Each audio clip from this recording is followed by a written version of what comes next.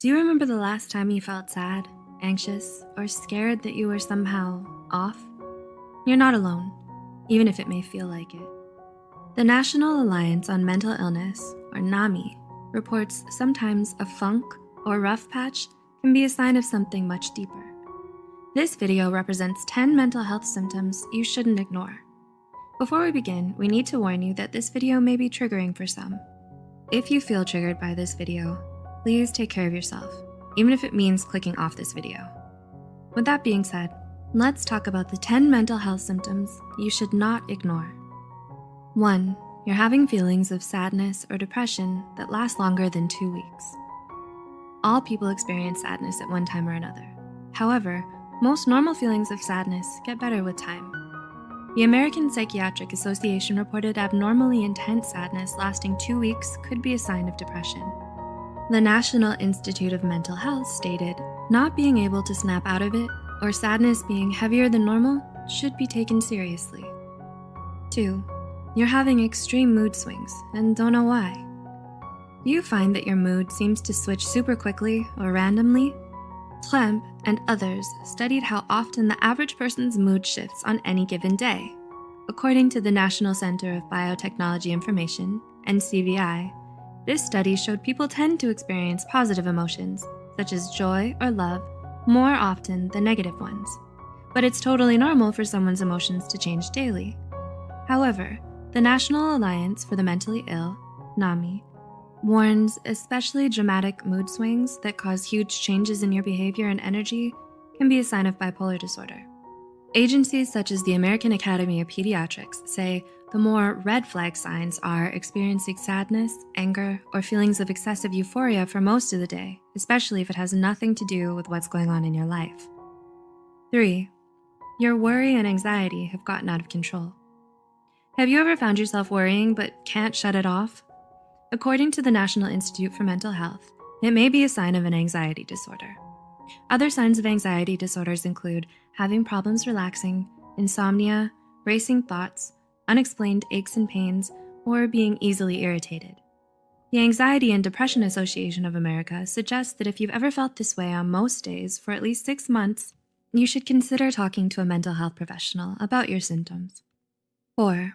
You've started withdrawing from others or isolating yourself. Taking time away from others can be positive for your mental health and physical health. But what if you constantly make excuses to avoid socializing?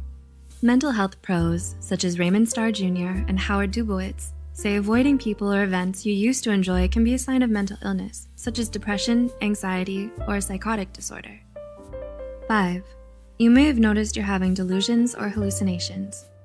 Kumari and others describe the two aspects of psychosis, hallucinations and delusions, as a sense of perception or belief that creates a lot of urgency in the person experiencing it, despite evidence the perception or belief isn't real. The National Alliance on Mental Illness reports up to 100,000 people in the US will experience psychosis every year. NAMI further stated 3 out of every 100 people will have a psychotic episode as a symptom of a physical or a mental illness, such as schizophrenia or schizoaffective disorder in their lifetimes. 6. You're having more and more difficulty dealing with normal life situations. Have you ever gone through a time in your life when nothing seemed to go right and you just couldn't deal?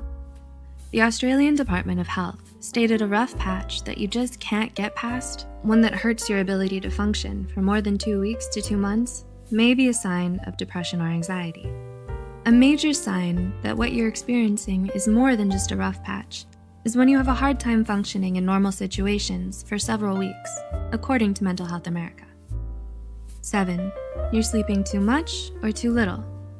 The Harvard University School of Medicine believes that 10 to 18% of the general population has problems sleeping.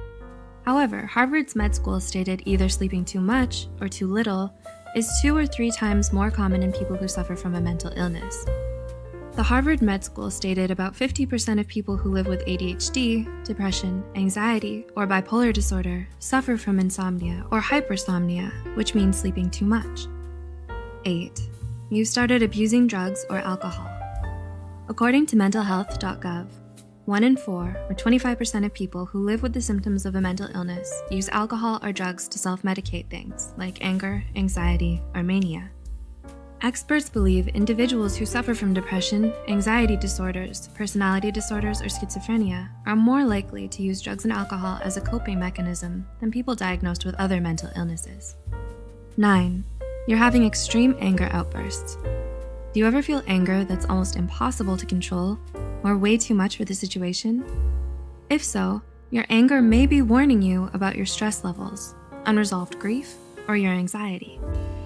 Healthline reported extreme anger outbursts can also be a sign of unresolved trauma, bipolar disorder, alcohol abuse, obsessive-compulsive disorder, intermittent explosive disorder, or depression. If you wonder if your anger is healthy, experts recommend first recognizing your physical and emotional signs of anger. And 10, you started thinking of self-harm or suicide. The Mental Health Foundation reported up to 10% of people under the age of 30 have thought about self-harm or suicide. There are many reasons people consider self-harm or suicide, such as abuse or neglect at home, a major loss, trauma, or a catastrophe that you can't control or avoid. Brodvik, 2018, reported approximately 90% of people who have completed suicide also suffered from a severe mental illness, such as bipolar disorder or depression. If you find yourself thinking about self-harm or suicide, we would very much like you to reach out to a mental health professional and get the help that you need and deserve. If you can relate to any of these symptoms on this list, you're definitely not alone, nor are you bad for feeling this way. But we want you to take care of yourself, which means reaching out to a mental health professional if you've been experiencing any of the symptoms on this list. As always, any information provided here is for educational purposes only. If you need mental health counseling or treatment, please contact your insurance company, local college's student counseling clinic, or your county crisis line.